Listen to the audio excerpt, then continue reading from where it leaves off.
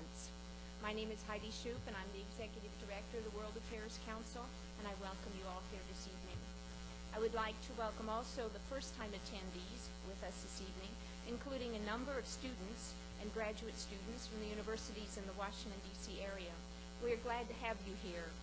The World Affairs Council is very pleased and honored to be the recipient of an Una Chapman Cox Foundation grant that enables us to reach area students. Coming up very soon, we have just added a conversation with Dr. Abdullah, the former Foreign Minister of Afghanistan, who will be joined by Ambassador Ronald Newman, the most recent former U.S. ambassador to Afghanistan, for an update on events and developments in that troubled country. That program will be held here on Friday, January 28th, in this room from 1 until 3 p.m. I would like to remind you all to please do turn off your cell phones at this time as a courtesy to our speakers and to your fellow audience. Tonight we're going to be looking at Burma, Myanmar, and what has been going on there, and have an exceptionally well-qualified panel of speakers to do that. Our panel will be moderated by Priscilla Clapp, who served as Chief of Mission at the U.S. Embassy in Burma from 1999 until 2002. A career Foreign Service officer, her assignments included Deputy Chief of Mission in the U.S. Embassy in South Africa and Principal Deputy Assistant Secretary of State for Refugee Programs. She is the author of Building Democracy in Burma for the United States Institute of Peace. A special report on Burma's long road to democracy was published by the USIP in November, a very concise, informative presentation of the last half-century of Burmese development and the relationship of U.S. actions to it. That's available on the USIP website, and I encourage you to have a look. I also believe we have a few copies outside at the registration desk if you're interested this evening. Ladies and gentlemen, please join me in welcoming Priscilla Clapp and our distinguished panel.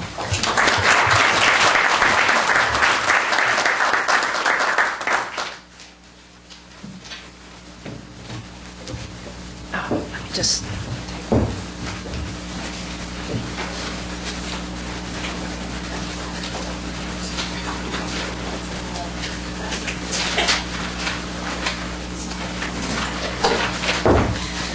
Sorry, I'm missing a critical piece of paper.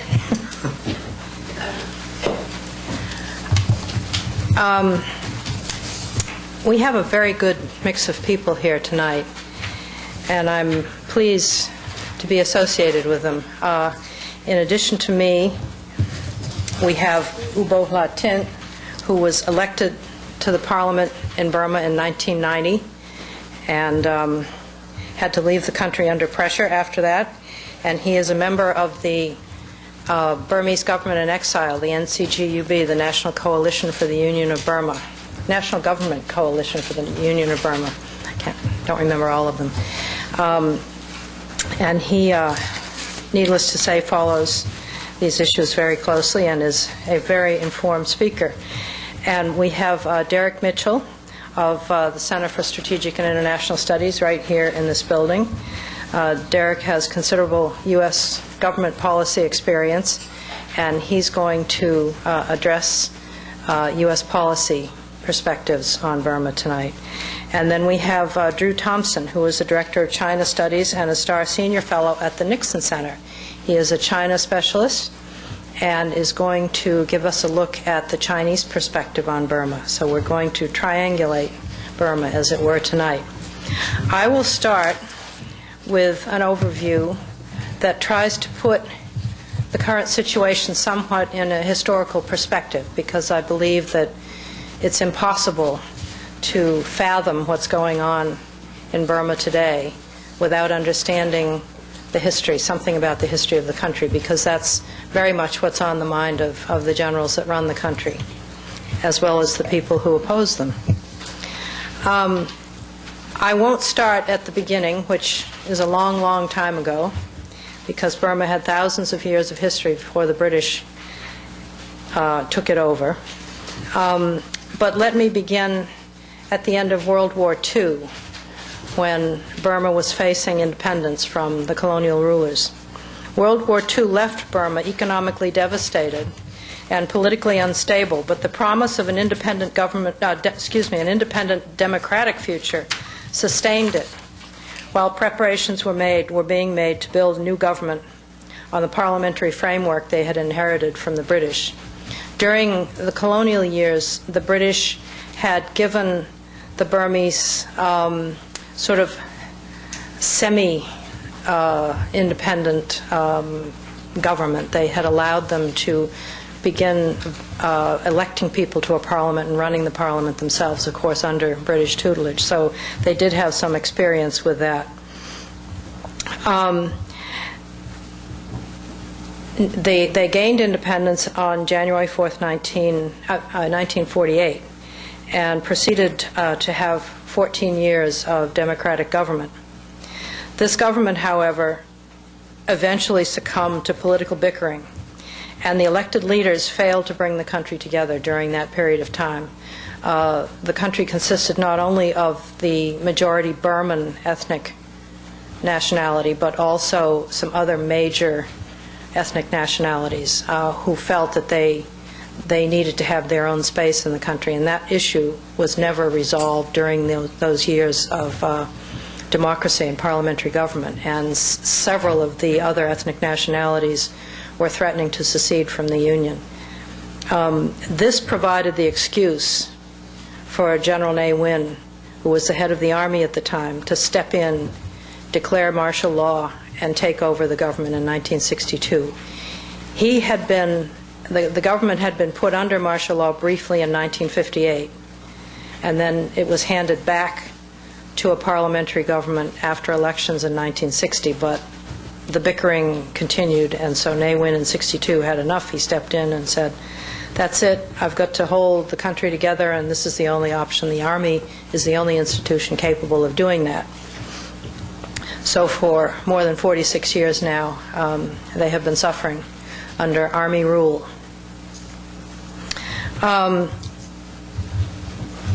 In this period, in this 46-year period, Burma's military leaders have managed to shut the country off almost totally from the trends in economic and political development that have carried its neighbors forward. In 2008, Burma hangs on the precipice of economic and social devastation of the sort that one would expect to find in parts of Africa and not Asia. It's quite a disaster. I mean, even the Indo-Chinese countries that were devastated by war not too long ago have bounced back quite well. I've spent nearly 10 years, the past 10 years, trying to understand what could motivate a country's leaders for so long to impoverish and oppress its population. And I've come to the conclusion that the single most consistent thread in 46 years of military leadership in Burma has been an all-consuming, unnatural drive to expunge all perceived residue of the colonial years, including its democratic institutions, and return the country as much as possible to a glorified notion of royal tradition. The military leaders, and this includes Ne Win, who has departed the scene, have for years considered themselves to be the natural successors to Burma's old kings. The kings that created the nation of Burma were, in fact, generals. They were warrior kings. And they see themselves very much in this mold. They take it quite seriously. This thread runs clearly through the Ne Win years and has become the unmistakable hallmark of the current Senior General Than Shwe, who heads this government. It's exemplified most vividly by his absurd new royal capital city, which they call Naypyidaw. For those of you who didn't know this, a couple of years ago, the government in Rangoon, the Burmese government in Rangoon, was told on a weekend that they were to go in on Sunday, pack up all of their desks and office belongings, because on Monday morning at some obscure hour of the morning, what was it, 6:37 or something like that, it was an hour that was supposed to be numerically correct, they were departing for a new capital halfway between Rangoon and Mandalay that hadn't really been built yet. So off they went, and they've been building it for the last 2 years. People who have to live and work there are not very happy. Despite increasingly unenlightened military rule, the yearning for democracy has remained alive in Burma. In 1988 and again in 2007, the people took to the streets of Rangoon and other cities to express their discontent and call for the military to allow transition back to elected government. We all know what happened. The 1988 revolt was followed by parliamentary elections in 1990, but when the military's chosen party failed to win even 10% of the seats, the government refused to seat the parliament and embarked on a 20-year quest for a new constitution that has still not seen the light of day. The Saffron Revolution of 2007, like the 1988 demonstrations, was provoked by precipitous decisions on the part of the military leaders, causing sudden economic deterioration and galvanizing the country's 400,000 Buddhist monks to lead the people's protest. This time, modern technology allowed the whole world to watch the military's brutal crackdown on the monks and those marching with them.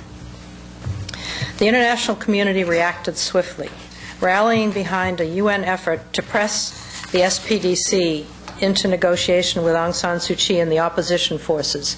The SPDC stands for State Peace and Development Council. That's what the military leadership calls itself. It conceives of itself as an endless interim government that is a council that's holding the country together until elections, until disciplined democracy can be brought about.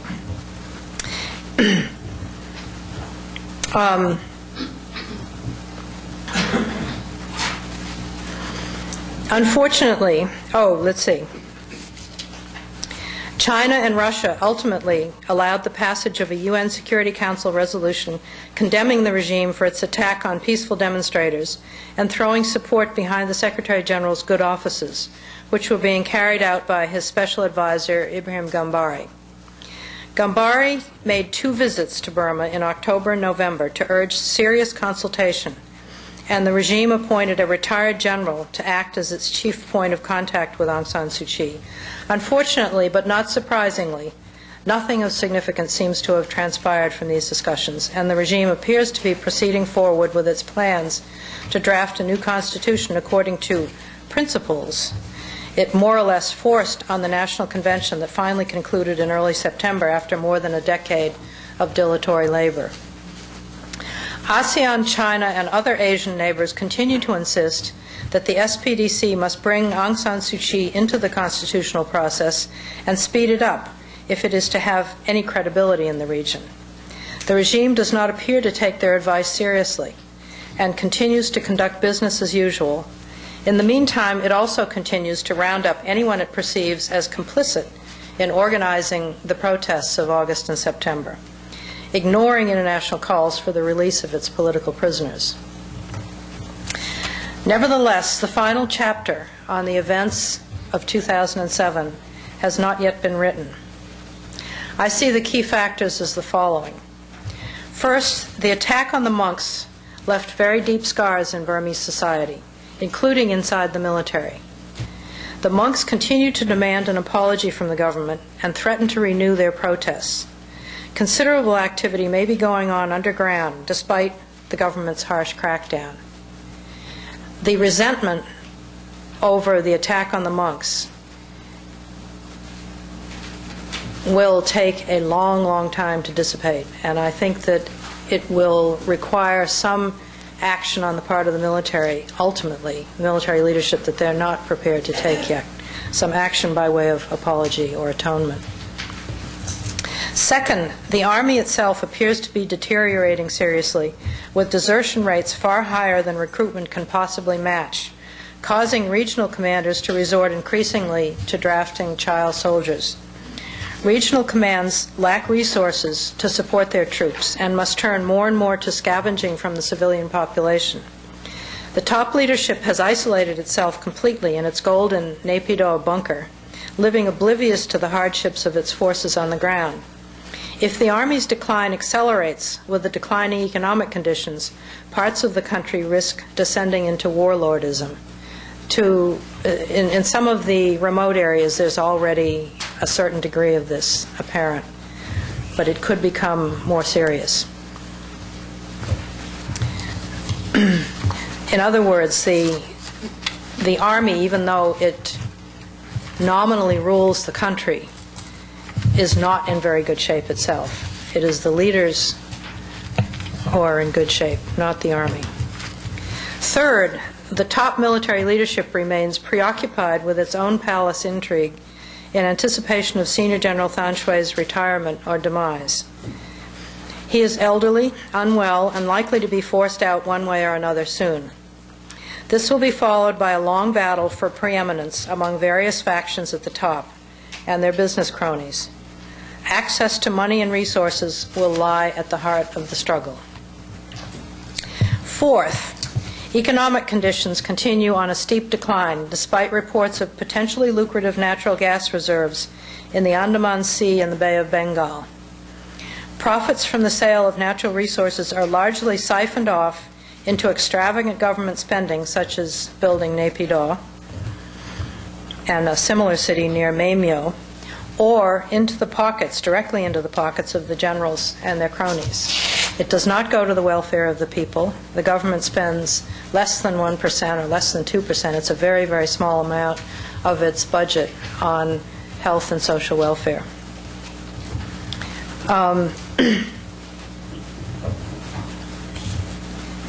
Since the removal of government subsidies from natural gas, which fuels buses and cars and many other means of transportation, and diesel fuel in August, this is what triggered the protests in August, the population is no longer shielded from rapid increases in world fuel prices, and each price rise ripples through Burma's subsistence economy, especially in urban areas, making life for the majority of the population more and more tenuous. You can see what the rise of the price of gasoline does to our economy. You have to multiply that by 1,000 to imagine what it does to an economy that subsists at the level of the Burmese economy. The possibility of economic conditions triggering a new round of public outbursts with monks in the lead could emerge in the foreseeable future. And finally, whatever happens, either within the military leadership or on the ground, we cannot expect military power in Burma to be replaced automatically by elected civilian leadership without a protracted transition involving long periods of shared power in various forms. It's just not a practical option. The country and its population have decades of economic and political building to attend to before it will be ready for stable democratic governance. 46 years of backward-looking military rule have left the country in the last century, both economically and politically. And I don't mean just in the last decade of the last century, I mean in the first half of the last century. The key to finding a way out of the impasse in Burma lies inside and not outside the country. While international pressure, particularly from Burma's neighbors, is essential to accelerating change, it will take a series of events inside the country to create the conditions for real transition. It is difficult for me to imagine anything significant happening before Senior General Than Shwe departs the scene. He holds the reins of power very tightly. He does not share them.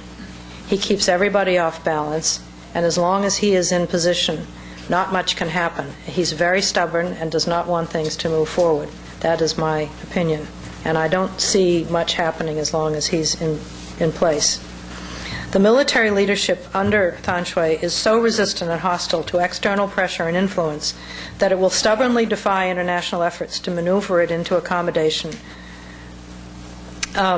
particularly as long as Than Shwe is there. Some of this will obviously continue after he leaves, but the situation will be quite different. They must eventually come to the realization, the military leadership must eventually come to the realization that their country is being left irretrievably behind, and they must find their own way of reaching accommodation with the opposition forces, probably beginning with Aung San Suu Kyi, who is the head of the National League for Democracy. Well, she is technically the Secretary General of the party, but she is more or less recognized as the head of the larger opposition forces in the country. Only when the military can bring itself to negotiate with her and the NLD will it be possible to begin working on lasting accommodation with the other ethnic nationalities. In the meantime, it will be very important for China, India, and key ASEAN countries to continue making this kind of accommodation a condition of normal relations in the region. Fortunately, that is the position that all of them are taking right now. It is probably the first time in my experience with Burma that the major powers in the world have all been basically heading towards the same objective rhetorically. And it gives us a much better chance of working together on the outside. But as I said, things have to happen inside first before the outside world, the international community, is going to have much success moving things forward inside. Now, with that, let me turn to the other people here tonight, and I think it would be most logical to have Hla Tint follow me, and then after that we will have Drew Thompson talk about China, and then Derek Mitchell talk about U.S. policy, and then we'll proceed with questions and answers.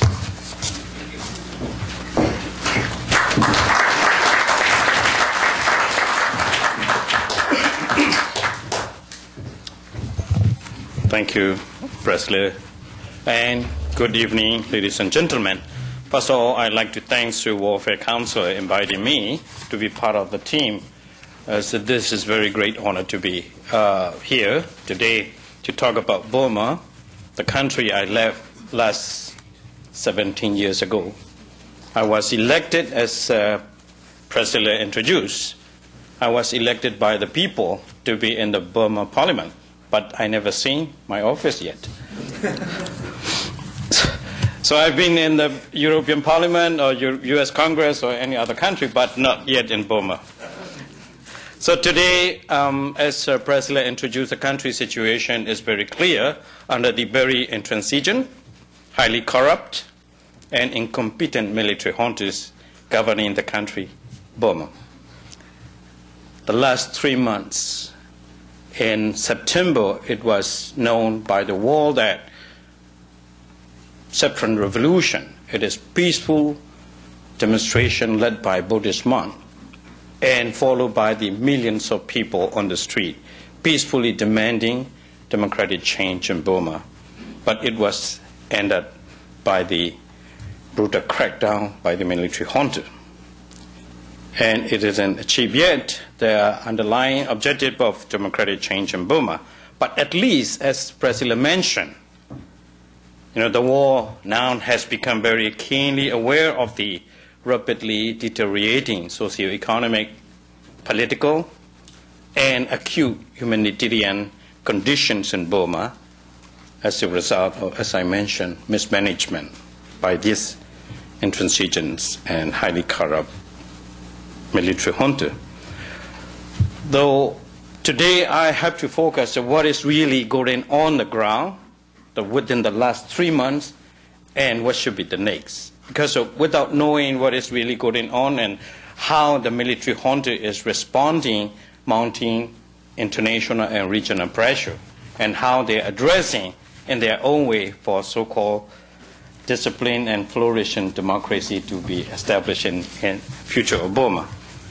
So, in general, the outset, it's already said by Priscilla that even though there are different standpoints and approach and finding solution in Burma, all key actors, international actors, agree the status quo is untenable and the junta must move forward. That is the first international leadership agreement on Burma. And within the UN Security Council, there was a consensus that they all should support the Secretary General, good offices, and his special advisor, Mr. Gambari, effort for the national reconciliation and democratization in Burma. This is the very consensus agreement within the UN Security Council member or the world leadership. But under these circumstances, Mr. Ban Ki-moon, UN Secretary General himself, seemingly very dissatisfied with the developments within the last 3 months inside Burma. On December 10, he clearly said that the world's body patient with Burma was running out fast and asked the junta to proceed or to press ahead with the talk with the democratic leaders, Aung San Suu Kyi, as the best solution for future of Burma. So I would like to talk about that. What is our perspective within the last 3 months? In our perspective, the first point I'd like to make it clear is that junta is, playing the game of 1 step forward and 2 steps backward, deflecting the international pressure with the, buying time tactics, and practically pursuing their dream of constitutionally granted military domination in the political life of future of Burma. That is what they are trying to uncheck, or without effective intervention by the neighboring countries or regional community or international community, Burma will end up with the legitimate military dictatorship rule country. Neither democratic nor flourishing democracy or disciplined democratic country. So the last 3 months, as I mentioned, and there has been in the history more than 30 consecutive resolutions passed by the Human Rights Council of the United Nations as well as General Assembly. And as the first time in January 2007, as the first time Burma case has been debated or discussed within the UN Security Council. And in May, Secretary General appointed his special advisor, Mr. Gambari. And Mr. Gambari tried to convince or seek advice from the regional and international leadership. And first visit made, as Priscilla mentioned, in the very rough time of Burma in September. And September 29 to October 2nd. So this is the first visit of the special advisor of Mr. Gambari. So this does not happen just right away. Because of the mounting international pressure following the brutal crackdown against a peaceful demonstration led by the Buddhist monk, this is a response by the military junta to attempt to deflect the mounting international pressure. So before Mr. Gambari visit October 4, Senior General Than Shwe said that he is willing to meet with Aung San Suu Kyi under certain conditions. The first point is that Aung San Suu Kyi must abandon absolute devastation attitude and confrontational approach to them. Secondly, Aung San Suu Kyi must stop supporting the international sanctions. If it is so, he is willing to meet with her. And on the 8th of October, he also appointed a liaison officer, the Major General Aung Chi, his incumbent labor minister, to hold talk with Aung San Suu Kyi between Senior General himself and Aung San Suu Kyi. They appointed. So international interpreted there was some hope, because this is the first time Senior General showing the willingness to engage talk with Aung San Suu Kyi or democratic opposition. So some people interpreted this is good sign, having, or better than nothing, having a liaison minister to talk with, communicate with the junta. So that is, but what our interpretation is it's just trying to deflecting the mounting international pressure. And the NLD, the party belonged to Aung San Suu Kyi, or the party I belong to, said that they welcome the attitude of the Senior General or the SPDC for the dialogue. But they insisted that the talk should be proceed without conditions. So, as I mentioned that October 11, UN Security Council passed the presidential statement.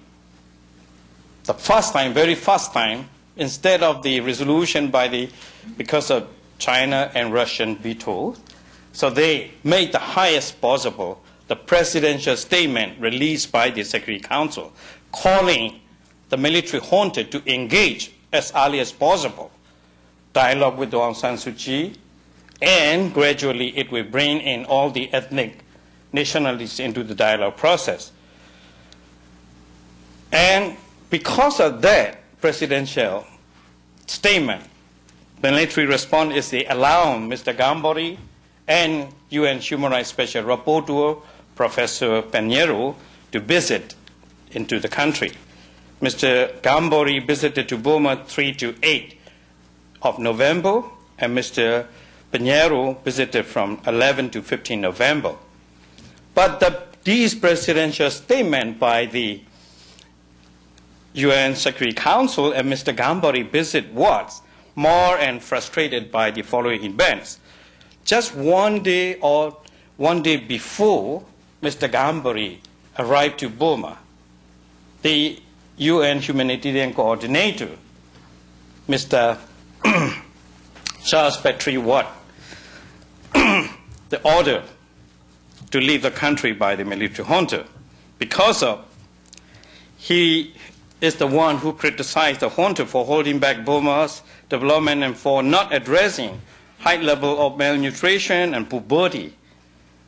Mr. Patrick also called on the junta to heed the voice of the people on the street. So that is his guilty to leave the country as a humanitarian coordinator of the UN. So on the 6th November, SPDC Information Minister George San told Mr. Gambari that, Mr. Gambari, according to the UN Security Council, he has to seek for the tripartite dialogue, Aung San Suu Kyi and himself and the military junta. But it didn't happen. It was refused by the military junta. So then, at the same time, Mr. Gambari requested to meet with the 88th generation, the Buddhist monks, and all the requests were refused. And then, secondly, that Mr. Gambari requested for the betterment in Burma or national reconciliation in Burma, two things mainly. One is to reform the constitutional process, to form the broad-based constitutional reviewing commission. Secondly, to form a broad-based kind of poverty alleviation commission to tackle or to address about the acute humanitarian condition and poverty in the country. But both of these requested or recommendation by Mr. Gambari is they ignored by the military junta up to date. So what we are trying to say up to now is Burma is not only status quo, going back to status quo, but also going backward. Because of military recently said that they are going to go ahead with their own roadmap, 7-step roadmap plan, without considering the role of the Aung San Suu Kyi and NLD, without considering the participation of ethnic nationality in the constitutional process. So that is the great situation in Burma today. Apart from those backward development or negative development, people nowadays are living, Burmese people enjoying 3 meals a day. But majority of working people in Burma are increasingly to enjoying 1 day instead of 3 meals in tradition. And under these very skyrocketing commodity prices and highly inflation, people are talking about 50% inflation between 2006 and 2007. So under these circumstances, what we are trying to ask our neighboring giant neighbor like China, India, and ASEAN to take more deeper involvement in finding solution in Burma without, just making rhetoric, working closer with the United Nations and international democracy.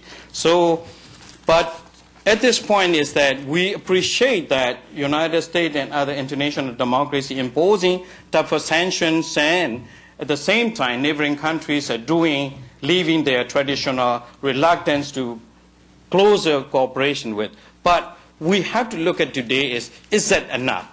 What are we seeing in the Burma after these efforts being produced? So today we have to look at this. Nothing is happening. So we have to say today is that not only international democracy or Western democracy trying to achieve by all means, but also this key, especially like the biggest democracy of the world, India and China, to be more effectively participate or deeper involvement in the process of the solution finding case of Burma. So I better stop here, and thank you very much for your time this evening. Thank you very much.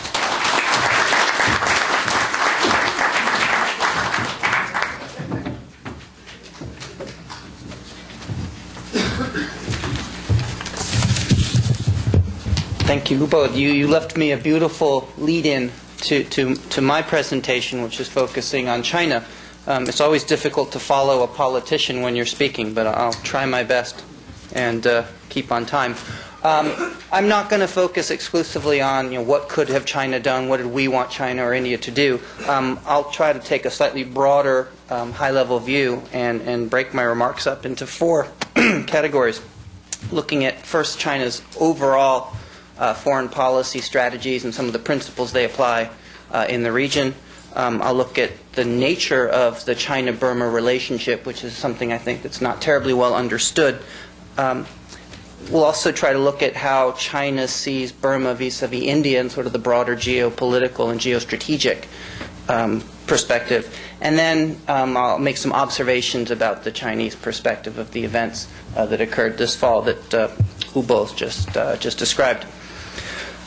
Chinese foreign policy really starts at home. They very much are concerned about economic development and ensuring stability at home. And economic development is very closely linked to stability and the continued rule of the Communist Party. Economic development is what absorbs the workers that are laid off from the state-owned enterprises. It absorbs the huge numbers of slack agricultural labor, the farmers. And a couple years ago, the OECD estimated that out of 700 million Chinese farmers, only about 100 million are needed to till the available land. So you've got 600 million farmers looking for work.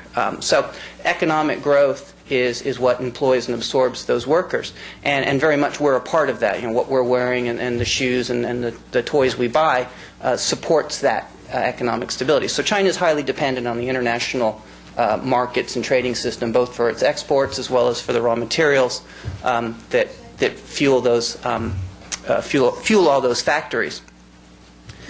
So in that perspective, Chinese foreign policy you can divide up into a couple of tiers. The first tier is very much the big country diplomacy. They focus on Japan, the U.S. and EU, and Russia to some extent. But really, where are our big trading partners? Where are our conflicts? Where are our challenges?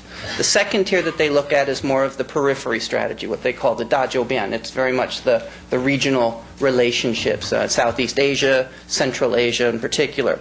And that dazhoubian sort of strategy, you can kind of divide up into 4 key aspects. One of them is very active participation in regional multilateral organizations. Shanghai Cooperation Organization in Central Asia is one example, and of course ASEAN is the other, and China is very engaged with ASEAN in what they call ASEAN +1 dialogues. They're also very active in building up their strategic partnerships and economic partnerships on a bilateral relationship with all of these countries. And then also they are very concerned about diffusing and reducing some of the fear and distrust that has come about from China's economic and political and military rise in the region. So they're very concerned about tamping down the so-called China threat and making sure that they're not perceived as a potential future threat that other countries will hedge against, potentially form alliances against them and contain them. They want to continue to maintain this peaceful world environment so they can very much continue and get on with the business of employing their people, maintaining stability, and keeping the Communist Party in power. So looking at how China views the world and how they view Myanmar, Myanmar fits very much in that perspective. They're going to engage China very much the way they do ASEAN, very much the way ASEAN engages China. And we'll get into some of the ASEAN perspectives in a few moments. But you see some of that play out in the situation that occurred this fall when many people in the international community and the international sphere were calling on China to do more. And China sort of says, well, we should really continue doing this the way we always do this, and the way the ASEAN countries do this.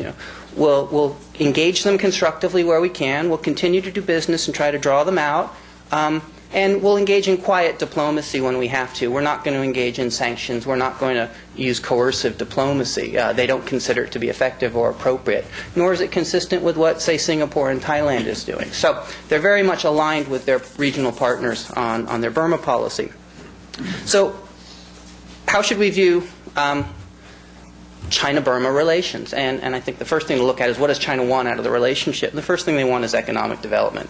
One of the issues with Burma is they'd like to see economic development in Burma. They want to see stability and peace and quiet on their borders, and some of that in their development model comes from economic development at home. People who have jobs are less likely to be protesting in the streets. They've got work to do. So they'd like to see that as sort of an economic development model to maintain peace on their borders. And that's a key issue. They don't want trouble spilling over from Burma into their territory. Part of it also is an economically successful Burma also supports economic development in the West. And if you're familiar with the Chinese economy, the eastern portion of the country is doing very well. It's engaged in international trade, factories, manufacturing. But the GDP in the western provinces, in particular Yunnan province, which borders Burma, Yunnan province is probably the second most backwards province in China. It's kind of the Mississippi of China, if you will. It leads the forgive me, Trent Lott is back there. It's got low life expectancy, low literacy rates. I mean, Yunnan is a very poor place, and if go to Yunnan and it's poor. And if Burma were wealthy, as it was historically, and as it potentially could be with its with all of its natural advantages, sort of the rising tide would lift all the boats. And it's a boat that the Chinese haven't been able to lift very effectively on their own. And I think third, what do they want most of all out of Burma is they don't want it to move closer to India. To borrow from the South Koreans, they'll often say, we're a shrimp between two whales. And Burma shares borders with India and China, and very much China is concerned that Burma stays essentially within its sphere of influence. They don't want to see it become an extension of China or part of a pawn in any sort of encirclement campaign. China and India have a long-standing distrust and fear of each other, that one will align against the other to contain its rise both economically and militarily. So, what is Burma in relation to China? I'm going to steal rather liberally from an Australian academic who's done a lot of work on Burma. I'm not a Burma expert, so he identifies essentially three schools of thought to how to sort of describe this relationship. The first one is what he calls the domination school, and that is that Burma is a pawn of China, and you see this occasionally in essays and op-eds that China could get Burma to do what they want because it's essentially an extended colony, and look, China has military bases there and provides all this aid, and they're dependent on China, and basically Chinese will go in and kick some butt, and the Burmese will do what they want them to do. The second school is what they call the partnership school, and it sees more of a balanced relationship between Beijing and Naypyidaw, and assumes that Burma has sort of suborned some of its national interests, mostly out of expediency, partly in response to its economic and political isolation following 1988. Who was there that would be willing to trade with them? And the answer is China. Why? Because of the reasons I mentioned before. They don't want it to trade with India. So you see China and India, China and Burma interacting economically, but it's sort of an equal relationship. There may be some bases there, but certainly there's a lot of infrastructure investment, but they haven't exactly rolled over and given themselves over to China. The third school is what's referred to as the rejectionist school. And this maybe reflects, in my opinion, as a non-Burma scholar, this is maybe the way that the generals see the relationship. They see themselves as fiercely independent. They've rejected Chinese overtures, and they've very successfully managed to resist China's overwhelming sort of geostrategic gravity. And maybe there's a base or two there. Maybe there's investment. There's certainly a good trading relationship, but by no means does Burma answer to China. Certainly, that rejectionist school also sees the way Burma manipulates the international system very effectively. They make good use of China in the Security Council, in the UN Security Council, to sort of protect their interests. So they're very, very careful at playing off the different partners. And that's kind of the one that I sort of see the most. I mean, I don't see China dominating Burma. I certainly see a strong presence, but you also have to look at India, and you have to look at Russia and other countries with a presence. You have to look at Thailand and Singapore. And Burma is very effective at working all of these relationships and ensuring that its trade is relatively balanced and that it's playing each of these countries off against one another as they try to access its natural resources. Oh my goodness, 2 minutes left.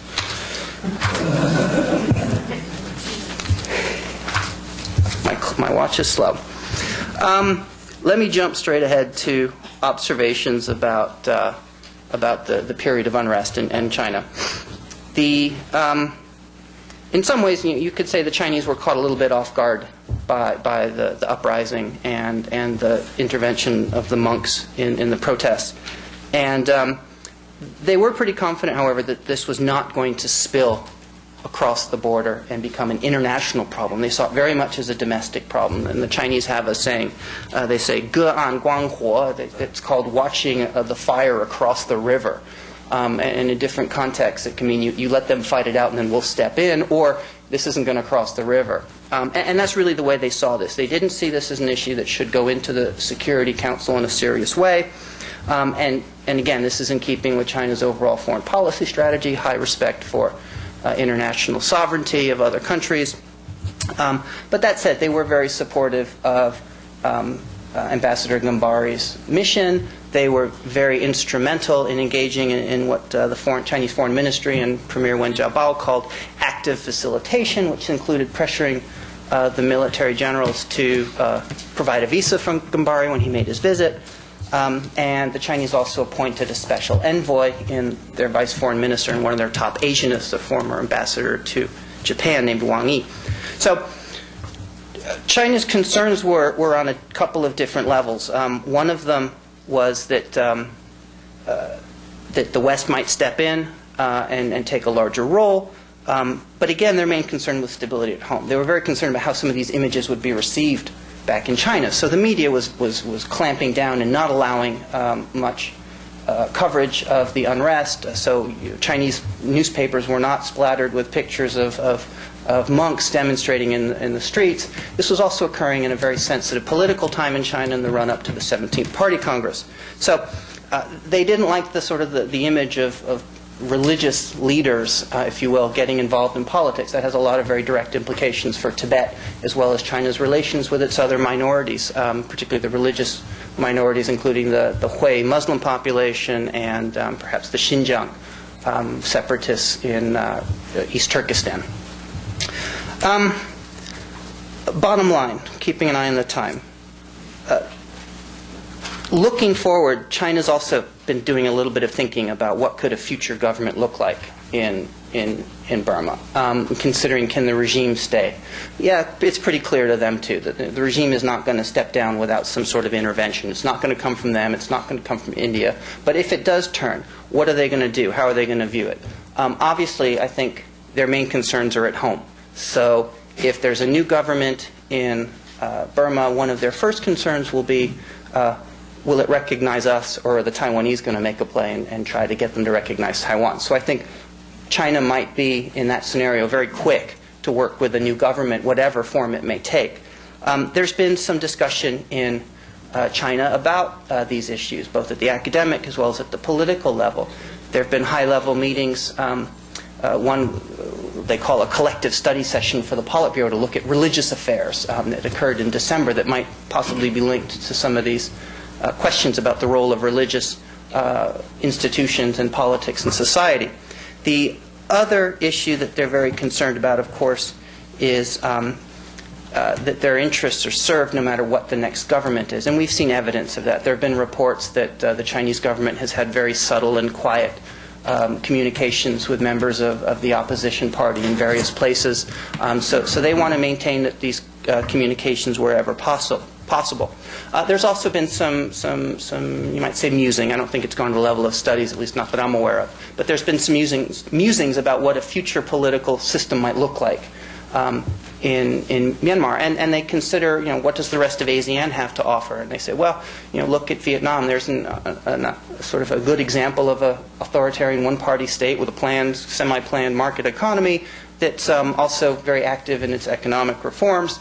Maybe that's not a bad model for Burma. They also look at the experience of Thailand, and maybe even more apropos, Cambodia, which reinstated a monarchy, and they say, hey, a monarchy system. Now, maybe Thailand isn't the best example at the moment, but in principle, it might be something that the Chinese could live with. And I'm of the personal opinion that the Chinese are not totally married to the generals. They'd be perfectly happy to have some form of democracy in Burma as long as their interests are protected and they don't lose out, particularly to India. Thank you.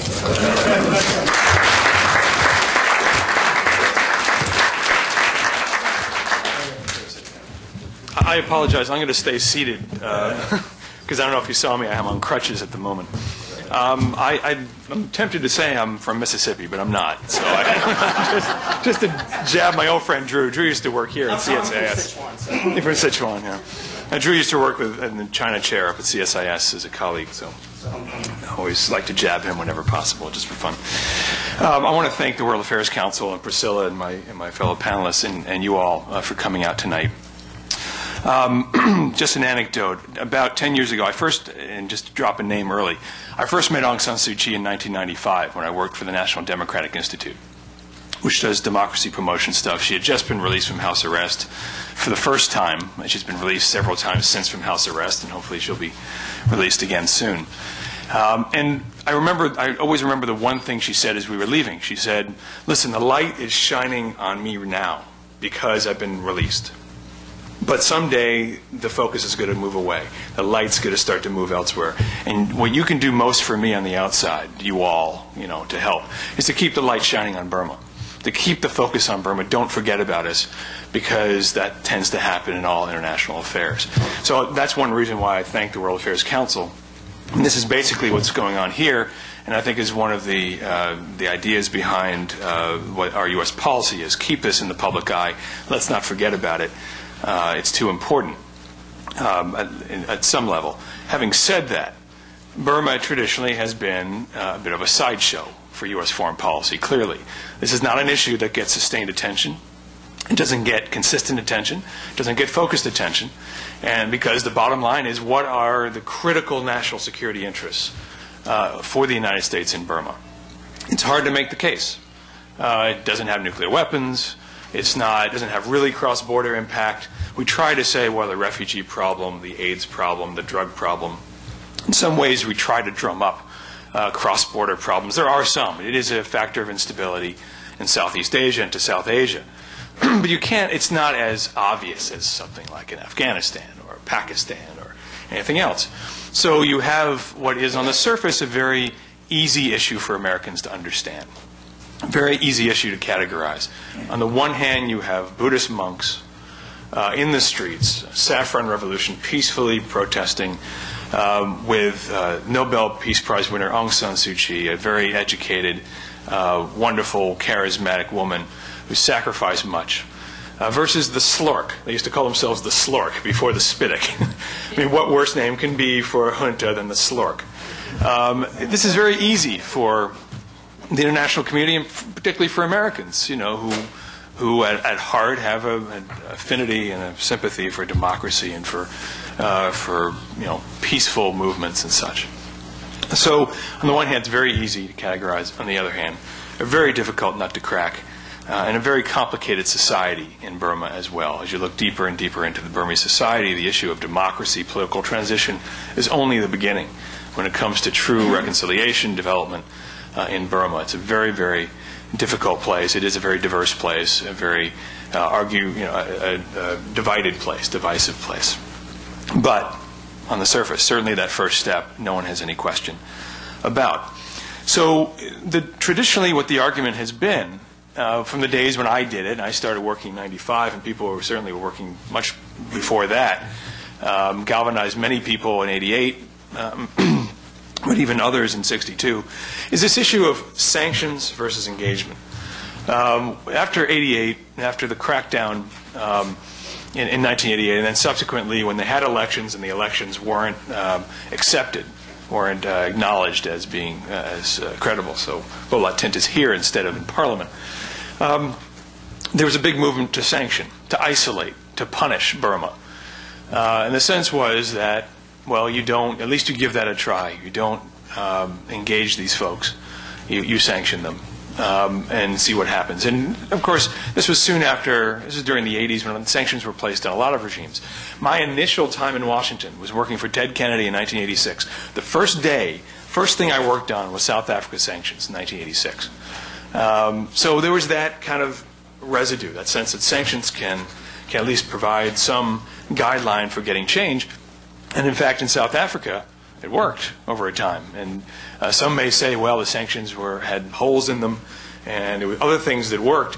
I've actually talked to somebody from the National Party in South Africa, the white minority leading party, and he said, later on, he said that made a difference. That absolutely made a difference that this was imposed symbolically.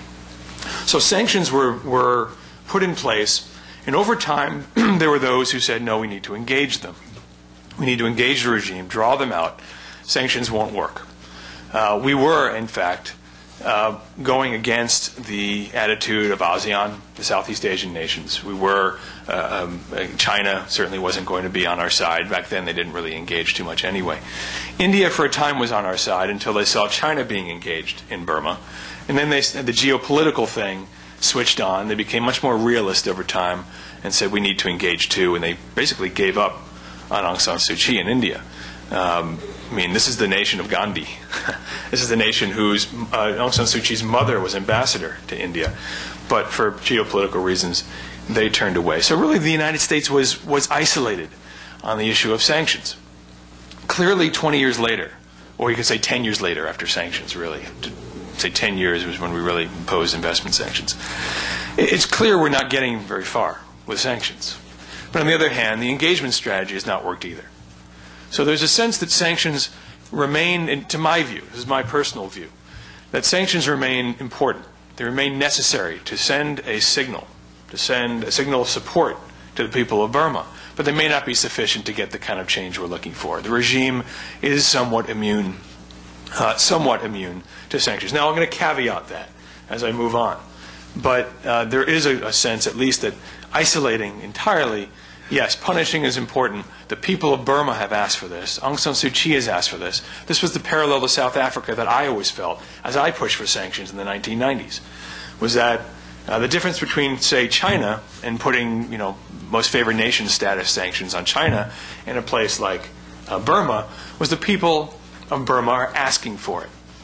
When we say that we're hurting the people we want to help through sanctions, the people of Burma, through their elected representatives, through Hla Tint and Aung San Suu Kyi and those like that who were voted, they say, sanction us, to send a signal of support and sympathy to us.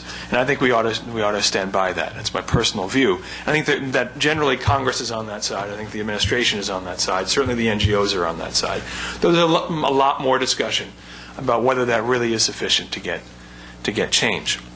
And in fact, in parallel, just to complete that thought, in South Africa, the black majority used to be told, this is only going to hurt the blacks in South Africa. And Desmond Tutu used to come, and I was there at some points in the 80s when he said this. He goes, hurt us. we need you to sanction us because we're already hurting. And the only way to get really at this problem is to change the nature of this regime and not to try to work with what we've got there, because we're not going to, it'll only work on the margins.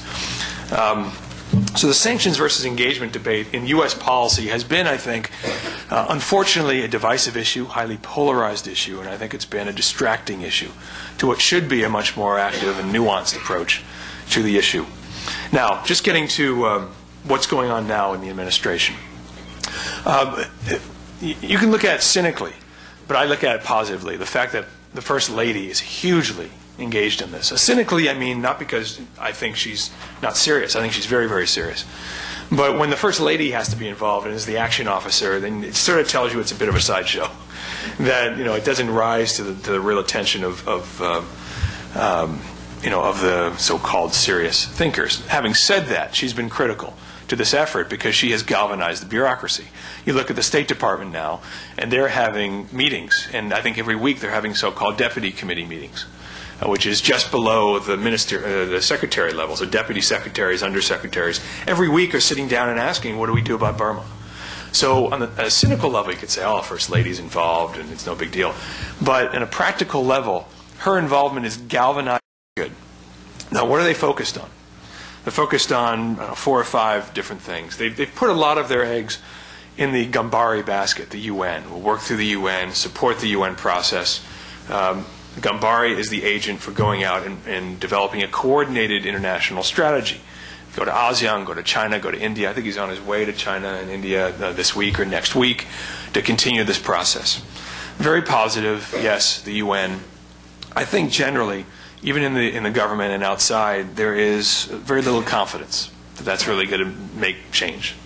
Frankly, that the UN operates somewhat on a lowest common denominator. They can only move as fast as their UN Security Council permanent members will allow them, and who's on that Security Council but China and Russia. So there's not a lot of hope that he's really going to make great strides, but we are at least going through that motion of promoting the UN process. So that's one pillar to this. Secondly is, in all our dialogues with China and India, really encouraging them to put pressure on Burma. And you've seen some movement here and there from India, and and I'll get to that in a moment, whether they're actually moving or not. ASEAN is viewed as the key as well. We're putting pressure there. But again, it's more jawboning, and we're not seeing much progress from that. Third is an arms embargo. We're pushing that. We continue to push that in the UN Security Council. Try and get, particularly India, who has an unofficial. We don't have it confirmed. They have stated they will stop selling arms to Burma. That would be very positive because they and the Chinese have been competing over this. And if you can get India to do it, you can put more pressure on China. Fourth, very critical aspect, and this is where the sanctions issue, I think, really does gain some traction. These are the very targeted, focused banking sanctions. This is what we did in North Korea, where we targeted the elite and tried to squeeze them, try to cut off their funding, target their families, target their ability to travel, to move their money, to gain. Because what the regime has done is they bought off the elite, and by giving them money, giving them access, giving them travel, so that their kids go to school here. They go to Georgetown, they go elsewhere. And now they're starting to shut that down. What the bottom line desire is, and I will try to finish up and cut a whole bunch out, but what we're trying to do is trying to figure out where that point of leverage is. It's very difficult to find out where is that leverage. Where can we get change? I'm not sure. I agree with those who say from the outside it may not be. That's not where the change is going to happen. It's not going to be the outside pressure. It's got to be something from within. If we can, probably Tan Shui, you have to be post-Tan Shui, but maybe the others who live in fear, and that place runs on fear. And not just fear of the average citizen, but even the fear within the elite, who are afraid of Tan Shui and the others, and of course keeping what they've got. If we can get at those folks to find a better future and to reassure them there is a better future for Burma, that would be very helpful, and also squeeze them to give them some incentive to push upward a little bit, to say that we're hurting guys and we have to change. The final thing I will say then is this issue of NGOs, I guess, maybe the last thing I'll say. They, in the coming year, as the official of them, are going to try and put pressure. NGOs as well have really driven this issue, and they are going to try to make the Olympics in China a big issue in this coming year. They see this year, with the momentum of the monks and everything else, very critical. As I'd like to put it, they're trying to Darfurize Burma, which I think is great. I think it has to have various levels of pressure.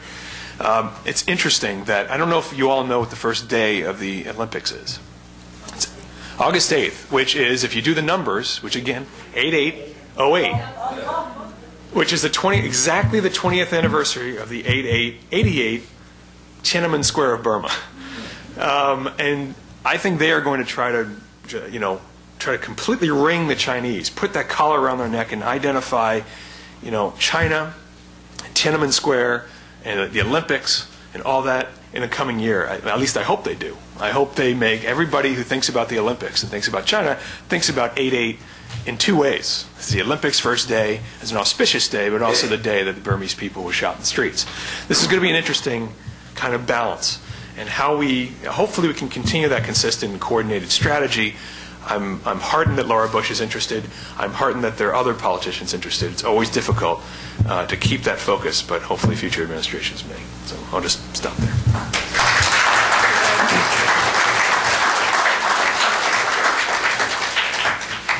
Thank all the other panelists for their very informative presentations, and now I think it's time for the audience to have a chance. So shall we do questions and answers? Yes. Yes, is there thought at all of using military force or threat of military force as in Kosovo? No, I don't think so. What's fascinating is I once, I'm sorry if I mean to start. I remember I was driven to something once I had to do, and on the way back I had a Nigerian driver for this thing. And I remember it was around the time of Iraq. And he turned to me and he said, why don't you invade us? Nigeria goes, we have oil in Nigeria, and our politicians, they can't do their thing. You know, it's really, please, you guys, we'd really welcome you. You talk about flowers and candy, we would welcome you. The Burmese, I've heard that from the Burmese as well. Please invade us. Please take us. But there is no. I mean, that just couldn't. And that's what's in some ways unfair. Obviously, we can't go invading countries. Officials have said no, that's not an option. Right. No, this is not. I'm not talking as an official. So, but you go into Iraq, but in Burma. Yes. Yeah, hi. Mike Billington from EIR. Oh, okay. Mike Billington from EIR. The popular view in the West, and strongly expressed by Drew Thompson here tonight, is that that China and India are fierce competitors. They're competing over Myanmar and so forth. Many people in both China and India see it exactly the opposite, which is that the very rapidly improving relations between them, economically, even strategically now, the collaboration with Russia and the SCO, that they see Myanmar as a place where they're expressing that collaboration, and that in fact there are their own interests that they're dealing with over the oil and so forth. I know, but they view this as a common development, also because it's the hub, and you can build a railroad from India to China through Myanmar, the old Burma road, and so forth. And their view is that the U.S. targets Myanmar the way they do, partially because they don't want to see that kind of peaceful development. They like to have the tension between the two big giants. They like to see the hub kept in the backward kind of state it has been since the British created that mess when they left. So how do you respond to that? I think that attributes too much cleverness to the American government. Well, it's actually the British and some of their allies in Washington, I should say. And when you look at the China-India relationship ex-Burma, and the Indians, or the British have certainly caused some issues there by drawing lines that neither side agree on, and that's an issue that's not going to get resolved next week when the Indian Prime Minister is visiting Beijing to meet with their senior leadership to try to figure out how can they increase the détente that's been improving between them. Like I said, there's schools of thought in looking at the relationship between China and Burma, and there's also schools of thought about how they each view their overlapping self-perceived spheres of influence, whether you subscribe to the Chinese string of pearls theory, where they're trying to expand militarily. I think the Chinese and the Indians, but the Chinese in particular, and again, I'm not an India expert either, they very much, as I mentioned, want to maintain a peaceful, conflict-free, harmonious world. And you hear that getting used again. It's harmonious at home and harmonious abroad. And that stability is what they're banking on, so that they can continue to make all of these adjustments at home, whether it's tamping down inflation, dealing with pollution, dealing with unrest. So it's definitely in the Chinese best interest not to have competition. There are plenty of examples where the Chinese and Indians are trying to work together in the energy sector, but the joy of being a China watcher is everything you see is true, but none of it is accurate, because you can find examples that conflict all over the place. So, for example, the Chinese and Indian energy companies have agreed to co-develop new finds, but at the same time they're still counterbidding on each other on other potential acquisitions. Again, neither one of them want to see the other drive up the price on a particular bid. So they've decided, hey, maybe we can collude and keep the prices low, particularly now that the price of energy is so high. It isn't always working out. The state oil companies don't always follow the directions of the senior leaders. They have separate interests in many cases. So it can be a mixed bag. But you're seeing the Burmese government, the generals, playing a very careful game in balancing. And the Indian announcement about not selling arms, I think it might be moot. Again, it's not a terribly transparent system, so we don't know if there are tenders currently floating around between Russia, China, and India to sell more supplies. Certainly, Chinese businesses are actively selling military hardware, whether it's high tech or low tech. In many cases, you saw examples of that during the photographs that were coming of the uprising. Every time you saw Burmese troops piling out of trucks to go and stamp out some unrest, they were piling out of Chinese trucks, not Indian Tata ones, but Dongfang CZ-21s, 5-ton trucks made in near the North Korea border. So they're still competing, and the question is, are they trying to have everyone see it, or are they trying to sort of suppress it where they can? And it's a mixed bag. Just add one very, very brief thing. I want to get a question. But, the Burmese actually, this is my sense, they actually like America. They'd love for us to come in and engage and be there. They don't like the Chinese at all. I don't think they particularly appreciate the Indians either. So if we wanted to, if we just wanted to cast it all aside, the rest of it, we can get our strategic advantage there probably in a heartbeat, in some respect. I mean, they're xenophobic. They're afraid of the outside world, generally. But they're very friendly to the United States, and we probably can get much more if we were to engage them in that regard than by some kind of China-India competition. I agree with that. Anyway, yes. I'm Raghuveer Goyal from India Globe and Asia Today. My question is that I have been putting these questions in the White House and State Department on a regular basis as far as democracy in Burma is concerned. She has been in jail almost for 20 years, like a life imprisonment for her or for the democracy in Burma. Why would China, you think, would want democracy in Burma? Because that will go against them. And as far as First Lady's call is concerned, you think how far this will work? I don't think the Chinese are against Aung San Suu Kyi. I don't think they see her as being anti-Chinese. They have been checking that question out for many years, and she has never said anything to indicate to the Chinese that she'd be an unfriendly neighbor to them, or that a democratic Burma would be an unfriendly neighbor. I think the Chinese concerns are not so much with democracy as they are with good governance. And the current military government is terrible. They know that. It is destroying the economy. It is creating a sore on the side of China that it could be very dangerous to particularly Yunnan province. It's already, the problems of Burma are spilling over into Yunnan. I think the Chinese recognize that Aung San Suu Kyi is the key right now to any kind of accommodation in that country. You shouldn't look at her in her role with the NLD. You should look at her in a much broader role. She is the key interlocutor with all of the opposition, and ultimately with reaching an agreement with the other ethnic nationalities as well. So I think the Chinese are able to see it in that larger context. When they talk about democracy, they're probably putting their own, they would prefer the kind of democracy that they're trying to promote right now inside the Communist Party in China. But they are advocating that the regime should move to democracy in Burma. Additionally, in 1990, when the NLD, National League for Democracy, led by Aung San Suu Kyi, won, the first foreign diplomat came to the NLD headquarters was Ambassador of China to congratulate the victory of NLD. That is the first point I would like to add up.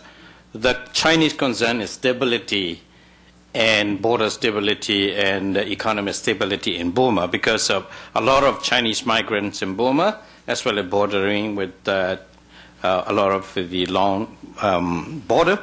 And second point is, historically, within the democratic parliamentary democracy, we have very good relation with China, and China have never been facing with any problem from the democratic Burma in the past, so that we have very good relation. Secondly, Chinese, today, practically, if you look at it, all these, this instability concern or all other spillover effect is causing, root of cause is the military junta, not the democratic movement. So I think at the same time, China is changing, as experts are talking about. China now that they want to getting into the global politics, and they are changing their even approach. So I think they don't care about the democratic development in Burma, but they more care about what kind of transition and what kind of new government will come up. That is the only matter, I think.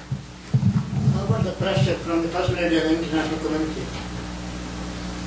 I didn't understand How that. far the First Lady's call or pressure from her or the international community or the UN will go? You think we will see democracy in Burma in our lifetime? Well, I already said something about that in my remarks, that I think something has to happen inside Burma before we're going to see it. Yes, I think we'll see it in our lifetime. I think we'll see it, but I think it's going to be a long time building, because they don't have the tools for democracy right now, and they're going to have to do a lot of development first. Yeah, additional comment. Sorry for that. It's very short. One is that we know the geopolitical difficulties and complication, so that we, as a democratic movement, we are not only just depending upon the international involvement or taking care of our cause. We are now trying to establish very systematic or more sophisticated movement inside as well as outside. So I think we are encouraging our own people to see that is our cause. And we have to try our first, and that will be the international community to do their parts. Yeah. There was in the back of the room, yes. Oh, thank you so much. Yes, my name is Rita Herona Adkins. I am a journalist writing for Asian Fortune and Philippine News. My question is, I think it's very instructive that, the dynamics involving China and India is all very instructive, but I may have missed perhaps some earlier comments, but would anyone in the panel be able to augment your whatever ideas you may have or observations regarding the ASEAN as an entity, as well as members of the ASEAN group at the individual national level, so far as their interest and support for what's happening in Burma? Why don't I start with that and then turn to Hla Tint. ASEAN brought Burma into the organization against U.S. advice. We were never comfortable with it, and we, both the U.S. and Europe, have punished ASEAN for that by restricting where we will meet them and how we will meet them. That being said, ASEAN itself has begun to suffer from Burma's membership. It tends to exacerbate the divide between the new members of ASEAN, the Indo-Chinese members, Cambodia, Laos, Vietnam, and Burma, and the older members of ASEAN, who are far ahead of the others economically and politically.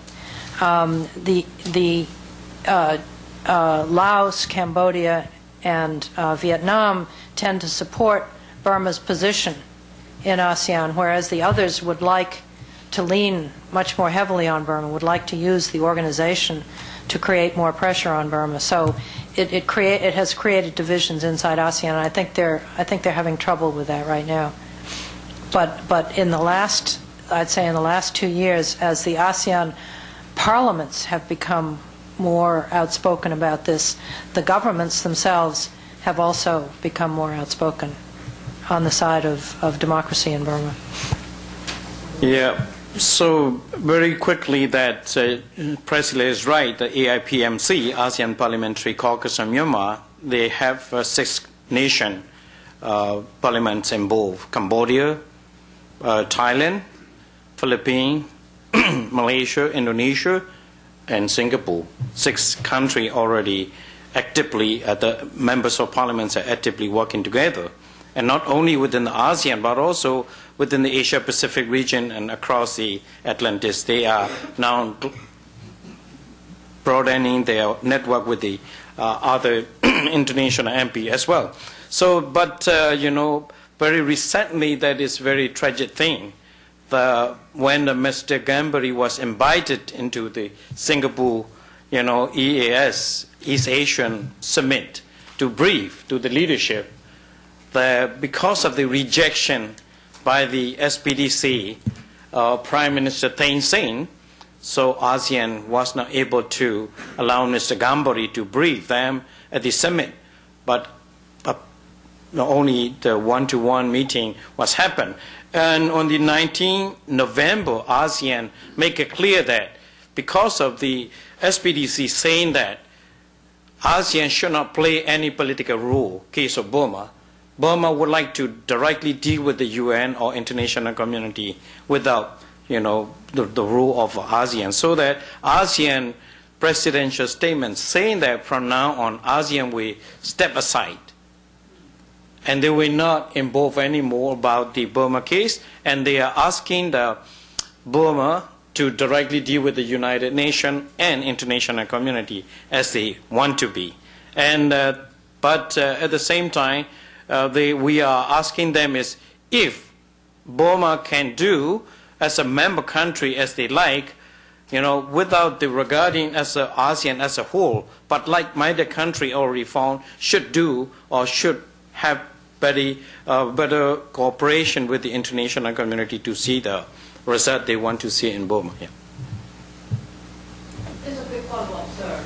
Just a quick follow-up regarding at the individual level of these individual nations. I can understand, you know, ASEAN as a group, as a monolithic group, and if they had made that policy decision that they're just going to leave it to the United Nations or other bodies to deal with it. But at the individual level, I mean, there are about, what, 10 members of the ASEAN countries? I mean, so if there are some problems that some Southeast Asian countries are understandably, you know, viewing how to deal, what the role would be regarding the Burmese conflict there. But what about the other nations? What about the other member nations? Any breakthrough? Well, at this point, Singapore is the most outspoken country within the 10 members nation. You know, Chairman Lee Kuan Yew is very criticizing the incompetence of the military junta in Burma. At the same time, Thailand recently offered to you know, go between, but both criticism was ignored as well as offer was rejected by the military junta. So in the like-minded countries, as I mentioned, Malaysia, Indonesia, Philippines, Cambodia, Philippines, Singapore, and you know, these 6 nations are on the top and they are working together. But in terms of their challenges, not their willingness, but the association they found by themselves. Even that recently written charter was not, you know, supported yet by the SPDC at this point. And just point out, it took 40 years for ASEAN to write that charter. So, what have they learned, and how is that going to contribute to Burma's attempt to write an inclusive constitution that involves not only the NLD but also the ethnic groups in the border areas? So, at the same time, when you look at, you know, the engagement practices that India, Thailand, and others have engaged in, I mean, Singapore has taken, you know, certain steps, and they've been outspoken, but they haven't restricted travel. They haven't taken a page out of the U.S. playbook. They haven't worked on the issue of funds transfer from the leaders and the others. So they've still created a very permissive policy. If I can add just on 2 points quickly. First is the Philippines. They're not going to ratify the charter because of this issue of Burma and the human rights issue. So, I mean, it really is divisive within ASEAN. Individual countries have various levels of concern. The Philippines is on one end of being very sympathetic to Burma, and then there's, as you say, the Cambodias and Vietnams and others who are not at all so not concerned because they live in glass houses, so like China does. The other is Singapore, which is really interesting because Singapore is where most of the banks are that we want to get at. We talk about banking sanctions.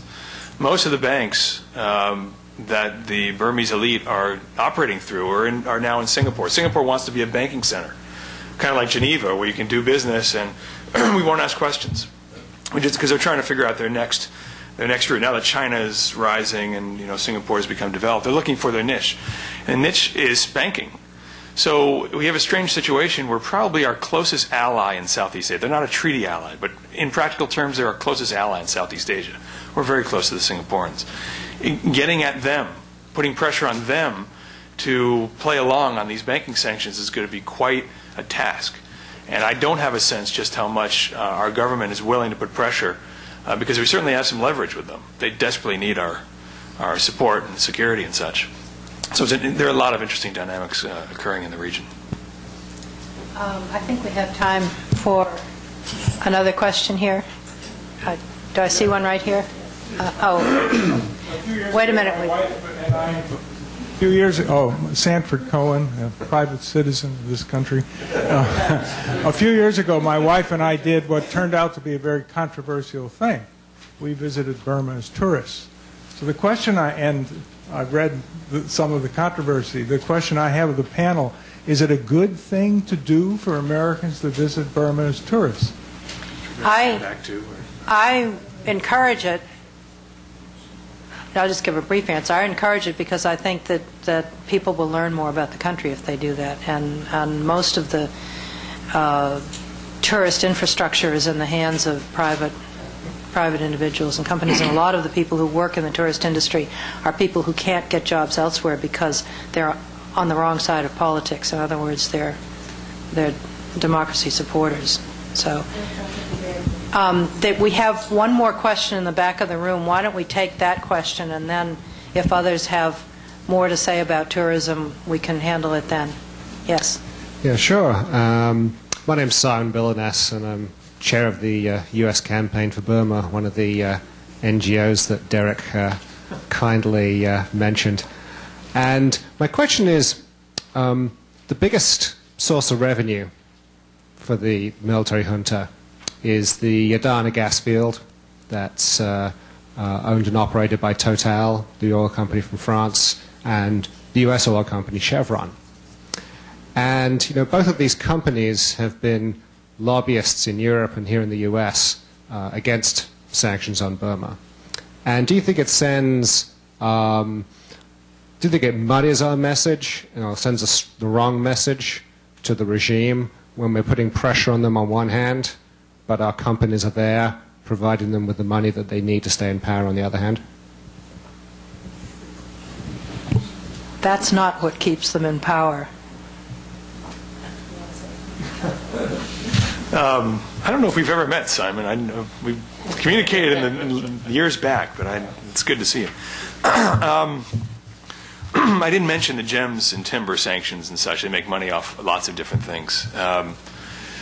But on the issue of Chevron, this is being debated. I can't say that I'm an expert on the nuances of it. We have sanctions on new investment, but there's old investment there. And like Chevron, there is a debate whether continuing to have something there provides us some leverage, something that they can lose in the future. But and if Chevron doesn't do it, others will rush in. There are the Chinese, there are the Indians, there are many others. So it does go to symbolism as much as anything, whether we want to be part of something, part of a regime, and contributing to what is a human rights disaster in almost every possible sense there. And we're making money out of it, in essence. But so I don't know. It's in the eyes of every beholder. I think the purist will say, just get them out of there. And I wouldn't be averse to that entirely. I don't know what we gain from remaining there, frankly, except Chevron is a U.S. company and it's a corporation, makes money, it's U.S. So I'm sorry, I'm going to have to somewhat pass. I don't know all the arguments on it. But I suppose we're going to see a lot more of this issue. It's going to be part of the NGO activity in the coming year of get out entirely. and that includes you, Chevron, and we should boycott them. And I'm not going to say I'm against that. Does anyone else have further comments? Yeah, well, in terms of the first question is tourism, we have a little bit different view from the Priscilla. We are not massive.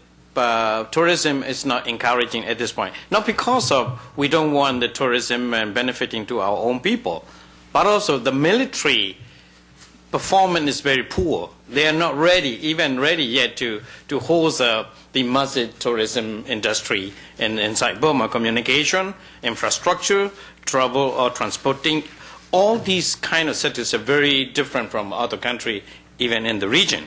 Maybe, if you compare with Laos or with Cambodia or things like that, Burma is still left behind, I think. That is why we are not, at this point, encouraging massive tourism industry. One is political reason. Another one is because of these infrastructure problem in the country. So we don't argue about that, whether it's going to be, giving the more knowledge or more opening opportunity for our people. So that is the first point I would like to touch. Second point is that regarding Chevron and these wise energy sectors, we think that that is still debating within the Congress. The House bill is addressing about that. But Senate, we don't know yet. Will it be completely included at the one? But in terms of Burmese movement, we are saying that this is not the economic question, but also ethical question. So if, U.S. government is pushing and U.S. company is playing the game, it should not be look good for the international community of Burmese people in the history. So that if it is possible, we want the Chevron leave Burma now. Can I make a quick opinion, because we're sharing opinions? Two interesting questions there. Tourism is nice because it's a fairly diffuse and it's not entirely government controlled, so you do get to share, the developed world's resources with the people of Burma. So, and I've been to Burma as a tourist and enjoyed it greatly, and hope that if they can develop that sector, that they do it in a sustainable and environmentally friendly way. And at this point, they're kind of starting with a relatively clean slate, so they should be able to do that. In terms of energy, it's not just a question of whether it's ethically correct, but what's in the best U.S. interest and in the interest of say, the shareholders who are, in many cases, U.S. citizens.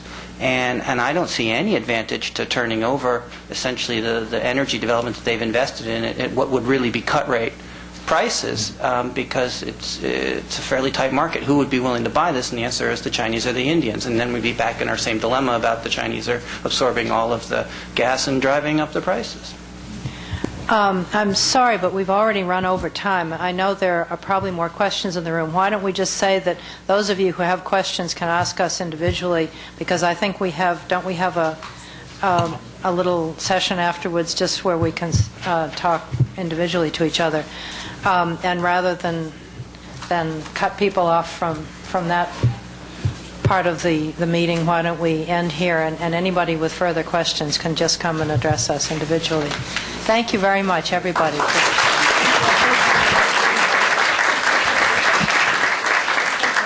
Please join us for a light reception out in the lobby. Thank you.